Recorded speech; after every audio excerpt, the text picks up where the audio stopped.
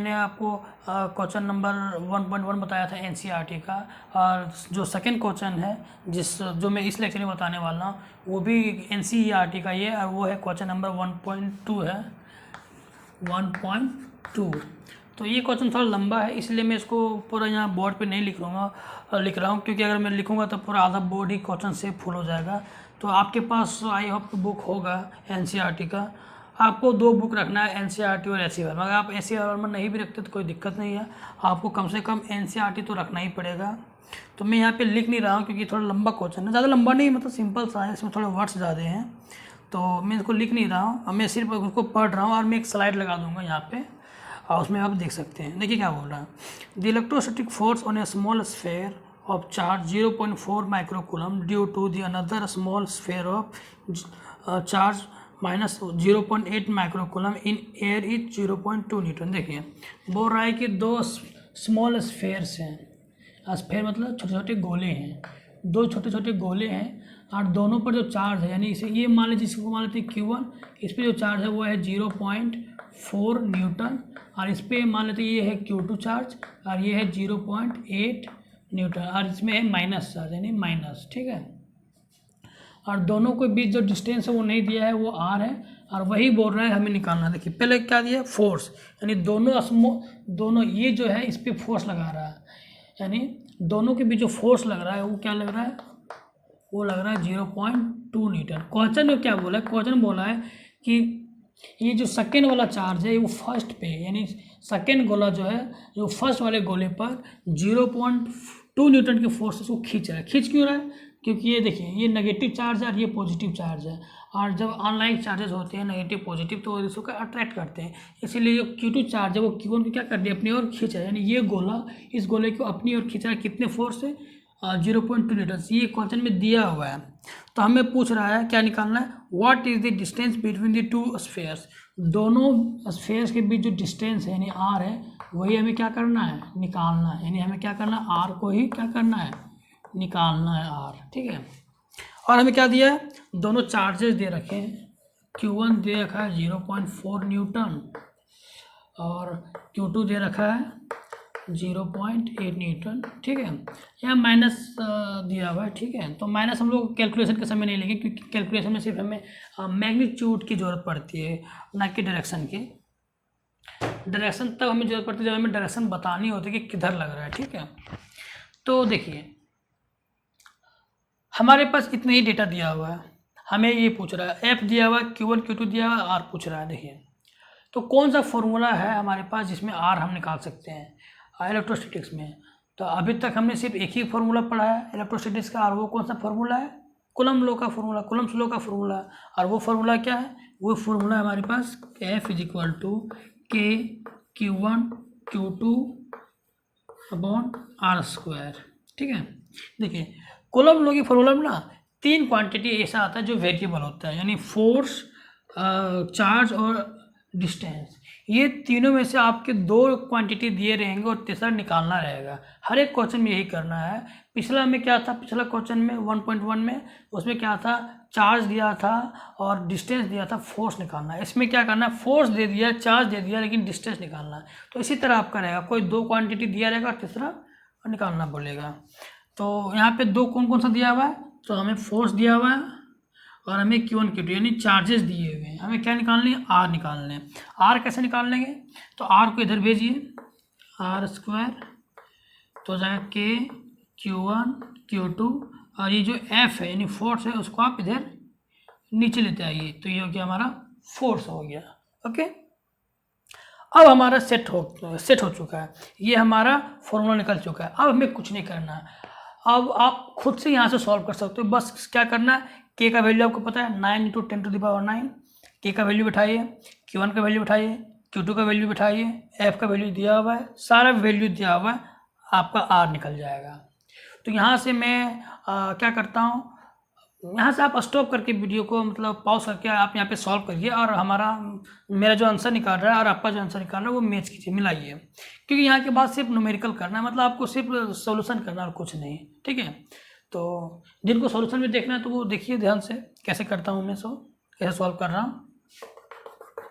देखिए तो R square is equal to K का वैल्यू क्या दिया हुआ, के का वैल्यू है हमारे पास 9 इंटू 10⁹ ठीक है। ये हमारा के का वैल्यू है 9 इंटू 10⁹ और Q1 का वैल्यू कितना है, Q1 दिया हुआ हमारा वो 0.4 सॉरी यहाँ पे न्यूटन में मैंने लिख रखा है सारा यूनिट हमारा माइक्रो कूलम में है ना।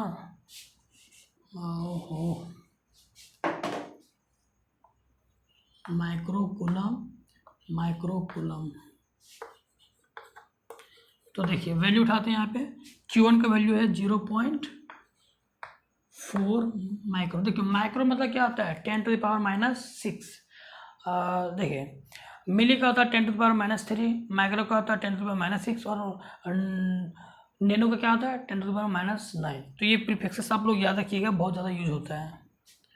तो 0.4 अब माइक्रो के लिए 10⁻⁶। इसी तरह Q2 का वैल्यू उठाएंगे, Q2 का वैल्यू कितना दिया हुआ है 0.8 माइक्रो कूलम, यानी 0.8 माइक्रो की जगह 10⁻⁻6, ठीक है, डिवाइडेड बाय जो हमारा F दिया हुआ है, F कितना दिया हुआ है 0.2 न्यूटन। देखिए मैंने क्या किया, कुछ नहीं किया, सिर्फ मैंने जो वैल्यू दे रखा है सबका वही वैल्यू मैंने यहाँ पे पुट किया है। अब मुझे क्या करना है, सिर्फ और सिर्फ सॉल्व करना है। आप यहाँ पे अपने फ़ोन से या चाहे खुद से सॉल्व करके आप आंसर निकाल के मैच कीजिए, आपके लिए बेटर रहेगा, क्योंकि आपके लिए प्रैक्टिस होगा, एक्सपीरियंस बढ़ेगा आपका न्यूमेरिकल सॉल्व करने के लिए।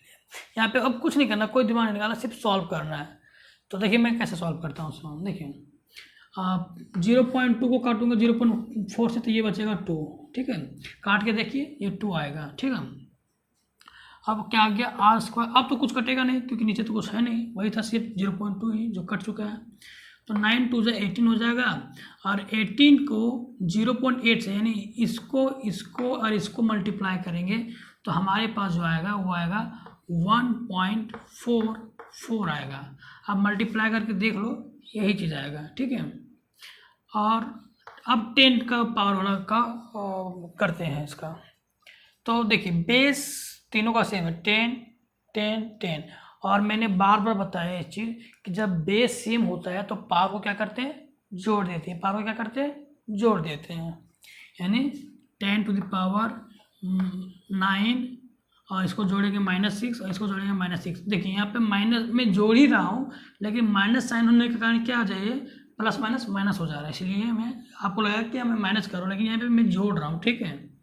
इस तरह से देखिए 10 to the power plus 10 to the power 9 है प्लस -6 और प्लस -6, और ये मल्टीप्लाई होकर क्या जा रहा है माइनस ही आ जा रहा है वही चीज़, तो वही चीज़ मैंने यहाँ पे किया है, ठीक है। अब देखिए ठीक है, अब ये आ गया, नीचे तो कुछ है नहीं, R square 1.44 into 10 to the power कितना हो जाएगा 10 टू द पावर हो जाएगा माइनस, देखिए 9 -6 और -6 12, 9 में -12 माइनस करेंगे तो हो जाएगा -3, ओके, ये हो जाएगा क्या -3। अब देखिए यहाँ पे कैसे सॉल्व करेंगे, यहाँ पे आप कैलकुलेशन का यूज़ कर सकते हैं। ये आर को स्क्वायर है, स्क्वायर को उधर कर दीजिए, स्क्वायर रूट लगेगा, उसके बाद आप सॉल्व कीजिए और देखिए कितना आता है। मैं यहाँ पे 5 सेकंड के लिए रुक जाता हूँ, आप सॉल्व कीजिए आप लोग।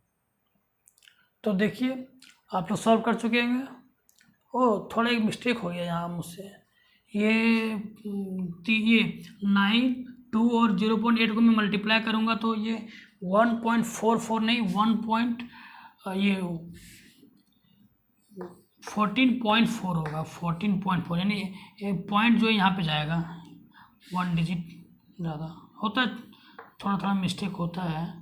देखिए क्योंकि कैमरा के सामने बोलना पड़ता है, सामने कोई होता नहीं है, तो ये मिस्टेक्स को देखने के लिए कोई होता नहीं है, तो हो जाती है कभी मिस्टेक, तो कहीं नज़र जाती है तो यहीं पे सॉल्व हो जाती है, नहीं तो फिर हमें वीडियो में लिखना पड़ता है कि यहाँ पे मिस्टेक हुआ है। तो देखिए तीनों को मल्टीप्लाई करने पर ये 9 2 और 0.8 को मल्टीप्लाई करने पर इतना आया 14.4 इंटू 10 टू द पावर इतना, और जो इसको जोड़ने घटाने पर इतना आया, ठीक है। यहाँ पे सॉल्व किए हमें इतना मिला। अब देखिए अब मैं क्या करता हूँ, ये जो है आर का वैल्यू निकालना है ना, आर स्क्वायर नहीं निकालना, देखिए आर का वैल्यू निकालना, आर स्क्वायर नहीं निकालना। तो ये स्क्वायर को हटाऊंगा तो उधर क्या आ जाएगा, उधर चल जाएगा स्क्वायर रूट में, यानी 14.4 इंटू 10⁻³ देखिए अब स्क्वायर रूट के अंदर सॉल्व करने का एक तरीका है कि आप पेयर में बनाइए, मतलब 10⁻², 10⁻4, 10⁻6 मिलाइए, ताकि क्या होगा उसका पेयर बनाएंगे तो उसका एक जोड़ी बाहर निकल जाएगी। तो मैं क्या करता हूँ, ये 10 का जोड़ी बनाता हूँ, 3 से बाहर थोड़ी निकलेगा, 3 से बाहर नहीं निकलेगा, यहाँ पे 4 रहेगा तो एक जोड़ी यानी 10⁻² बाहर निकल जाएगी, 10⁻² रहेगा तो 10⁻1 बाहर निकल जाएगी, जोड़ी बाहर निकलती है ना। स्क्वायर रूट को इसी तरह सॉल्व करते हैं। तो मैं क्या करूँगा, इसको जोड़ी बनाने के लिए एक पॉइंट को इधर खिसका दूंगा, ठीक है, यानी ये जो 14.4 था ये कर दूंगा मैं 1.44 इंटू 10⁻, यहाँ पे कितना हो जाएगा, एक पावर कम हो जाएगा यानी -2 हो जाएगा, ठीक है, यहाँ पे पावर -2 हो जाएगा। तो ये हमारा आ गया क्या, ये आ गया हमारा 1.44 इंटू 10⁻², ठीक है। अभी भी कहीं मिस्टेक है क्या,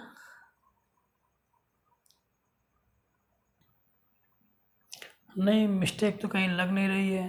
तो चलिए देखते हैं, सॉल्व करते हैं आगे। तो देखिए आगे क्या है,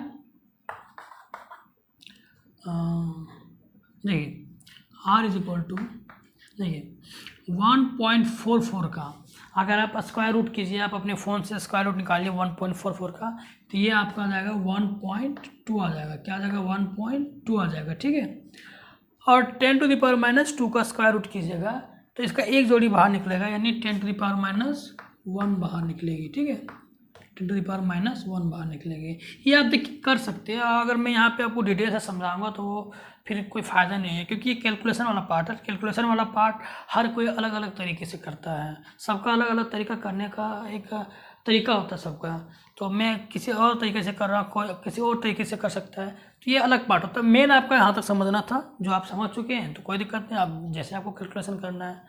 तो देखिए आगे, देखिए माइनस पावर हटाना है, ये जो इसको ख़त्म करना है, तो क्या करेंगे, इसको एक पॉइंट, ये जो पॉइंट इधर और मैं खिसका देता हूँ, यानी 0.12 हो जाएगा हमारा मीटर, ठीक है, ये हमारा हो गया मीटर। यानी ये पॉइंट जो है ये 10⁻1 है, यानी इसको क्या कर रहा हूँ मैं 10 से डिवाइड कर रहा हूँ, 1.2 इंटू 10⁻10 का -1 का मतलब क्या होता है, 1.2 को 10 से डिवाइड कर रहा हूँ, इसी को तो मैंने ऊपर ले जाकर लिखा हूँ ना 10⁻1।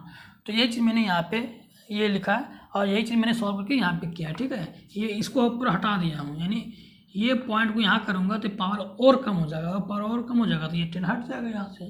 तो ये आ गया मेरा 0.12 मीटर, ठीक है, यानी हमारा यही आंसर है, यही हमारा क्या है आंसर है। यानी दोनों के बीच डिस्टेंस क्या है, ये है। अच्छा, एनसीईआरटी में जो आंसर दिया है वो सेंटीमीटर में दिया है, तो मैं इसको सेंटीमीटर में कन्वर्ट कर देता हूँ, ठीक है। यानी r इज इक्वल टू ये 0.12, देखिए 0.12 है, 0.12 ये मीटर में था, इसको सेंटीमीटर में कन्वर्ट करूँगा तो क्या करूँगा 100 से मल्टीप्लाई करूँगा। मीटर को सेंटीमीटर में कन्वर्ट करने के लिए क्या करते हैं, 100 से मल्टीप्लाई करते हैं, 100 से मल्टीप्लाई करते हैं, और 100 से मल्टीप्लाई करेंगे क्या आ जाएगा, ये जो पॉइंट है वो 2 डिजिट उधर चल जाएगा, यानी राइट साइड चल जाएगा, तो ये हो जाएगा 12 सेंटीमीटर, जो हो गया हमारा आंसर, ठीक है। तो ये हमारा फर्स्ट पार्ट जो था, यानी जो ए पार्ट था वो हो गया कंप्लीट, ठीक है। हमारा आ गया 12 सेंटीमीटर, यानी दोनों के बीच जो डिस्टेंस था वो क्या आ गया, वो आ गया हमारा 12 सेंटीमीटर, ठीक है। यानी दोनों जो छोटे छोटे गोले थे उनके बीच का डिस्टेंस कितना था जी 12 सेंटीमीटर, ठीक है।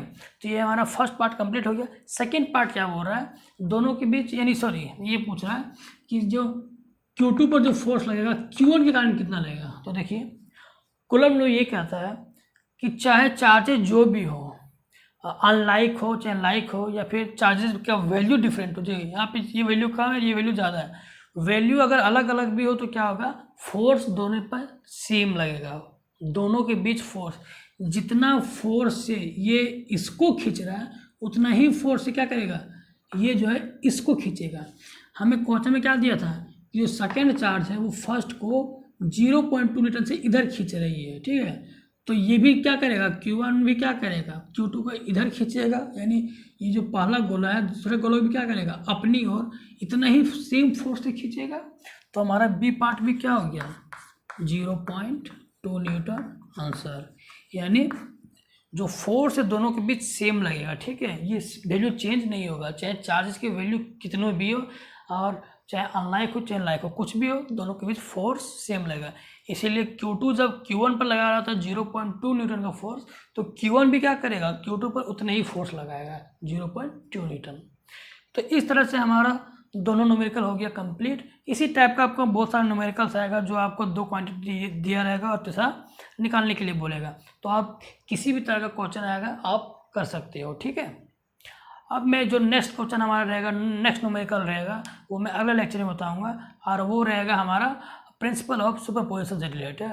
और उसमें भी मैं ज़्यादा न्यूमेरिकल्स नहीं बताऊंगा, 2 ही न्यूमेरिकल बताऊंगा, और ताकि आपको ये एक एक्सपीरियंस हो जाए और एक प्रैक्टिस हो जाए, और बाकी सारा न्यूमेरिकल आप खुद से करो, क्योंकि आप जितना न्यूमेरिकल खुद से करोगे आपके लिए उतना ही बेटर रहेगा, ठीक है।